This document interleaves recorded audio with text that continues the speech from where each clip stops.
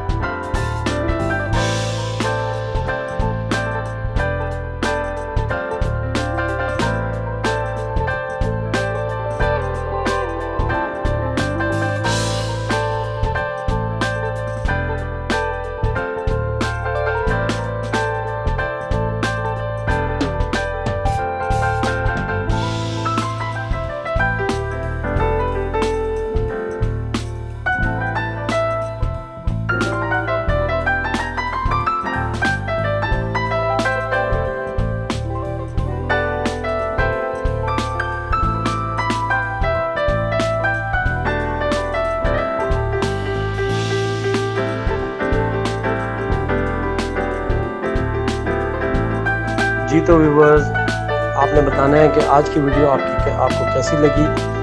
नए आने वाले व्यूवर्स से दरख्वास्त है कि हमारे चैनल को सब्सक्राइब करें, लाइक करें और शेयर करें और बेल आइकन लाजमी दबाएं ताकि आने वाली मज़ीद वीडियो जो है आपको उनका नोटिफिकेशन आता रहे। अपना बहुत ख्याल रखिएगा। अल्लाह हाफिज़।